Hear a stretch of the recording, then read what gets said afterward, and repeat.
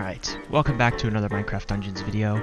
This is my second time trying to record this. So, right after flying to Germany, don't worry, I made a vlog about it coming soon, there was a huge update. Basically, Minecraft Dungeons now has a battle pass, but the main thing we should be talking about is the tower. Now, the way the tower works is there are 30 floors, and then you go up and you have to fight 3 different bosses, and you get to meet 3 different merchants, and all of the other floors are just combat floors. And essentially, all the loot is the same, everything's basically the same throughout each of the runs, except for the enchantments on the bow. For some reason, the starting bow, its enchantments change. Essentially, we just have to fight through all of these different waves. After each level, there will be one of these totem things where you can set your progress and basically go back to the camp if you want to quit and do something else, and it will save your progress. But after every single combat floor, we have one of these floors where we can select a weapon, artifact. It gives you these same loot options every single time, or an enchantment point. But this overpowered weapon just happens to be after the first floor, so we can just equip that. This is actually, even though it has a high power level, it's actually worse than this by a decent amount. Its power is so good for the amount of range that it has. Like, it should not be like a weapon that has this much range. It should not be like this. It's actually really good to have that extra. Did you see that? Hello there. Plop down our bee nest right there, and it will take care of most of the stuff for us. Number 1, this is a merchant's floor. It's the power smith, and if we come over, and of course we want to upgrade our sword, but by upgrading our sword, we actually get a power 85 because we chose the champion's armor. If you were to choose the reinforced mail in the floor before it, your Starless Knight will end up being power 81. And essentially, the bosses always spawn in the same 2 corners.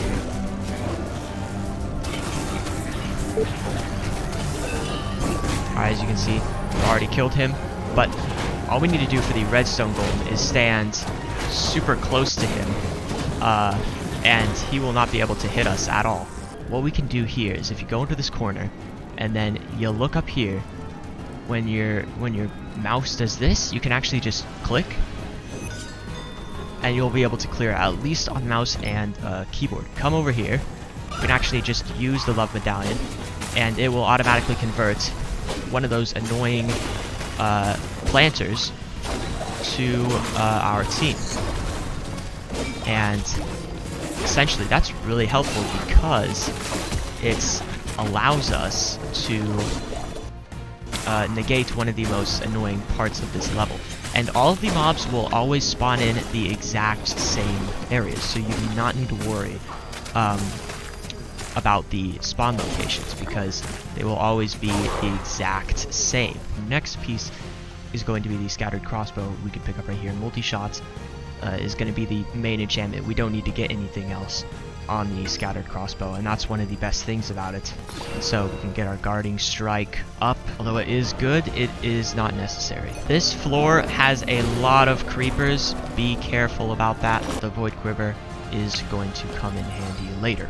Automatically activate this. There will be a weather boy spawned in over here, so I want to make sure you get short work of him. You want to avoid the ravagers until later, and you want to get rid of those guys that summon ice because it's very easy to get down by them. Anyways, this is going to be our next mystery armor set, and so what we want to get on this is Explorer level 1, Health Synergy level 1, so that we can heal up a little bit, and Potion Barrier.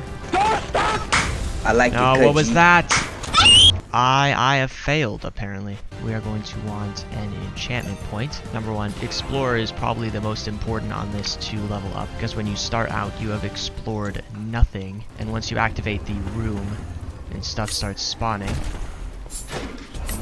Speaking of stuff starting to spawn, 2 sorcerers will actually start to spawn here, so it's really important that you take them out, and then use this because these guard guys down here deal 1,000 plus damage to you, which is really, really bad unless you have guarding strike like I do. Yep, so 2 sorcerers will spawn right here. I should have activated the beehive right there because there is a creeper that did explode and deal a lot of damage to me.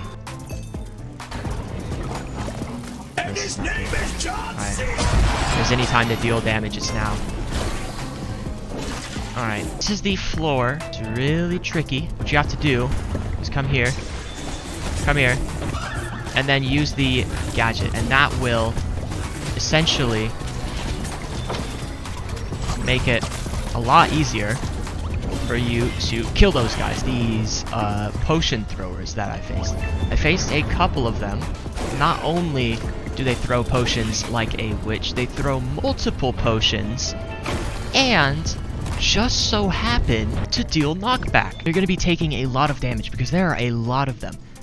But what you can do is you can use the love medallion to turn up to 2 of them on your side. I waited a little bit too late and I actually deployed my beehive a little bit too early. But what we are going to want to do next is take the double axe. Going to want to get a unique scatter crossbow, and it's going to give you the lightning harp crossbow, and this will deal ricochet. This makes it extremely strong. The 2 bosses on this floor just so happen to be the Ghast, which is why we're going to use the Void Quiver, and the Enderman. So Reflect can hit the Enderman, which, okay, my screen is freezing, that's not good, which is a bit of a problem, because